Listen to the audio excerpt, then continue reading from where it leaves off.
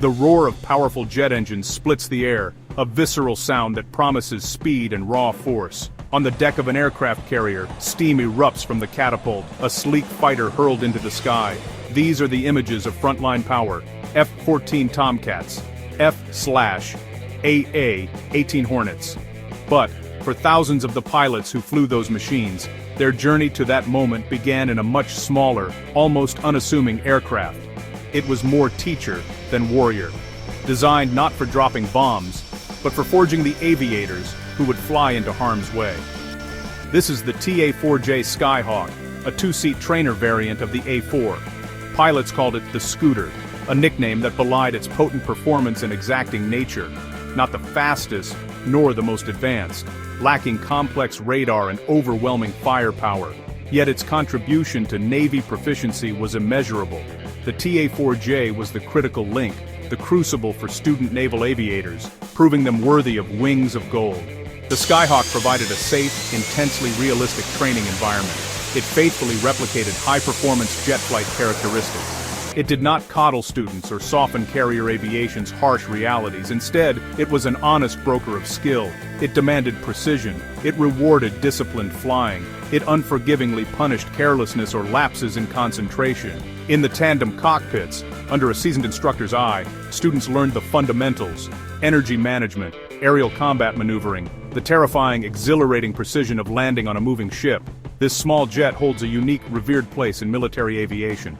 While others are remembered for combat records, the TA-4J is remembered for the pilots it created.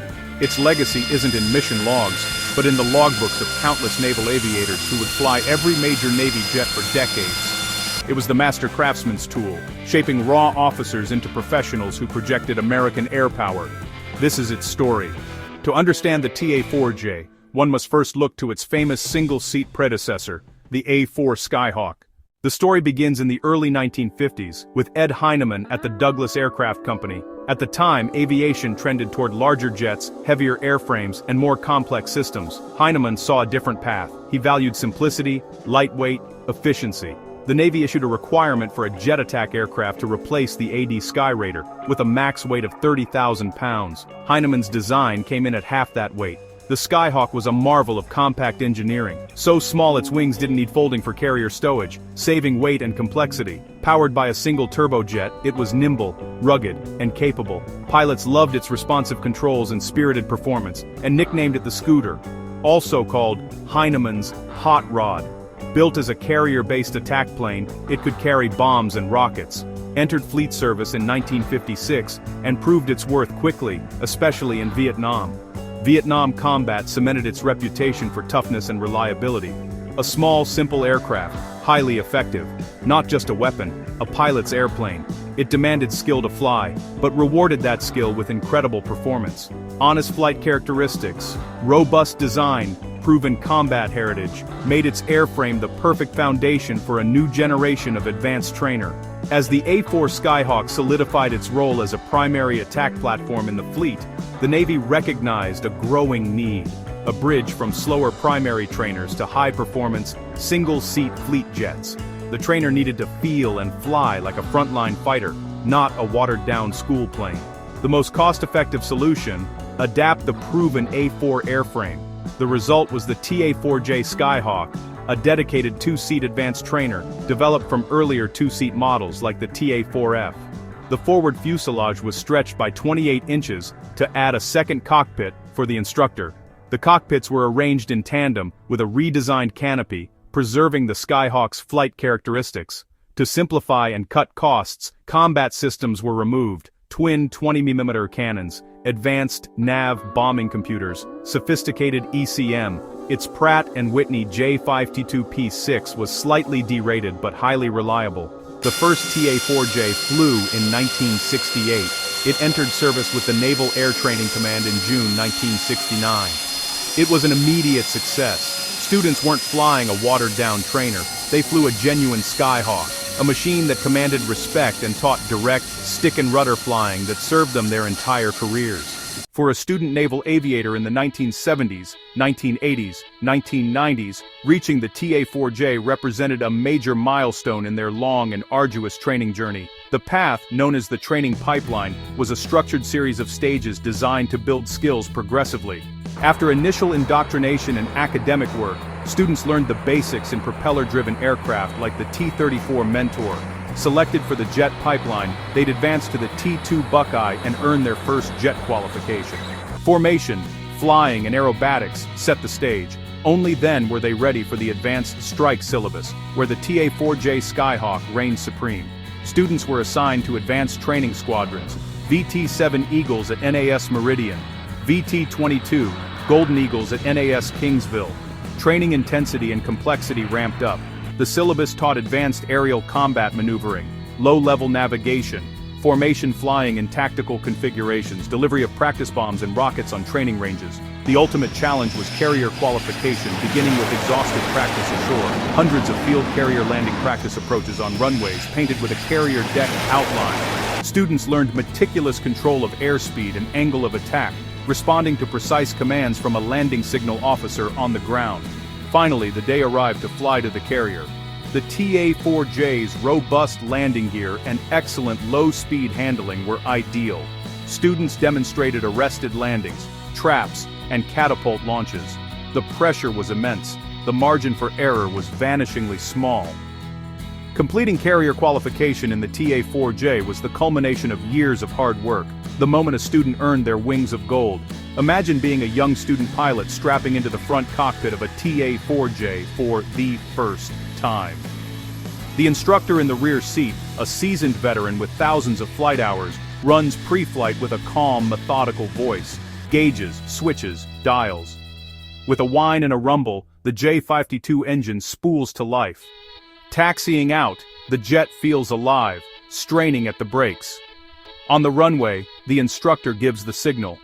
You push the throttle forward to the stop, and the scooter gives you its signature kick, pinning you back as it leaps into the sky. The training flights were demanding, mentally and physically. A single sortie could cover multiple disciplines: basic air work at the edges of the envelope, low-level navigation by map and stopwatch over 400 knots, then precise dive angles and release parameters on bombing runs. One student pilot, now a retired Navy captain, vividly recalled his first attempt at air-to-air refueling in the TA-4J, stabilizing behind a tanker and guiding the probe into the drogue. Turbulent air tossed his small jet. His inputs were too aggressive, causing an overshoot and fall back. Sweat beaded as he fought to hold steady. His instructor's voice crackled. "Easy does it. Small corrections. Fly the wing, not the basket."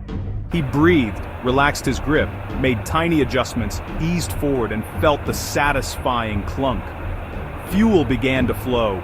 In that moment he learned about trust, finesse and staying calm when a task seems overwhelming.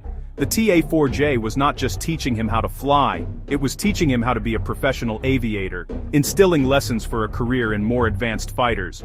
Those lessons really stick with you. Beyond the training command, the TA-4J found an equally important calling: playing the part of the enemy. In 1969, the U.S. Navy established the Navy Fighter Weapons School, famously known as TOPGUN, to revolutionize air combat training. The school's founders needed pilots and aircraft to simulate nimble, Soviet-designed MiGs. The small agile Skyhawk, TA-4J, A-4E, A-4F, became original Aggressor aircraft. Painted in foreign-style camouflage, Skyhawks engaged F-4s and later F-14s. Hard to see, excellent at slower speed turns, they could replicate threats like the MiG-17 and outmaneuver overconfident opponents. Pilots learned that speed and missiles weren't enough. A dogfight was a chess match of energy management. The TA-4J's Aggressor lessons were humbling and invaluable, forging tactically brilliant aviators. Even after a pilot earned their wings and moved on to a frontline fleet squadron, their time with the Skyhawk was often not over. The TA-4J's utility, reliability, and low operating costs made it invaluable far beyond the training command. Many operational squadrons including F-14 and A-6 units, kept one or two TA-4Js as a general-purpose hack or station wagon for unglamorous but essential tasks. These TA-4Js provided instrument proficiency training, served as chase planes, towed aerial targets, and freed up combat jets for primary missions. Often they simply moved people and parts, faster and more efficient than tasking a large transport for a single passenger. This logistical role maintained the carrier air wing's tempo. The scooter was a constant, reliable presence, part of the daily fabric of naval aviation. Its widespread utility testified to the excellence of Heinemann's design. Robust, adaptable, economical, useful for decades after more complex contemporaries retired. It served as a bridge, connecting training to the operational fleet. The TA-4J wasn't just the jet that taught you how to fly, it was the indispensable tool that helped you get the job done. The service life of the TA-4J Skyhawk was remarkable. Entering service in 1969, it became the backbone of advanced jet training for more than 3 decades. It trained the pilots who would fly the F-4 Phantom, A-7 Corsair II, A-6 Intruder, S-3 Viking, F-14 Tomcat, and F/A-18 Hornet. Generation after generation took their final student steps in its cockpit. By the 1990s, the Skyhawk showed its age. While sound, its steam-gauge cockpit diverged from modern glass jets. The Navy needed a new trainer for Hornet-era avionics. The T-45 Goshawk, a carrier-capable BAE Hawk, gradually took over in the early 1990s. The final student trained in the TA-4J flew in October 1999. Retirement from the training command marked the end of an era, honored by pilots who shared first solos, first carrier landings, and lessons from an honest old jet. Even after retirement, the TA-4J's story continued. As an Aggressor, a utility aircraft, and in Marine Corps service for years more. Many were sold to private defense contractors, refurbished, and now provide adversary air support for modern fighter training. Today, on December 4th, 2025, you can still see a TA-4J painted in private company livery streaking across the sky, continuing its legacy of helping to forge the world's best pilots. In the grand narrative of naval aviation, the TA-4J Skyhawk carved out a unique and indispensable chapter. It was never the star of the show. It did not claim air-to-air victories or deliver war-winning ordnance. Its purpose was quieter, yet arguably more fundamental: to teach, to challenge, to build. The Skyhawk was the master instructor that demanded excellence and accepted nothing less, the final gatekeeper to the coveted wings of gold. The greatness of the TA-4J lay in its honesty.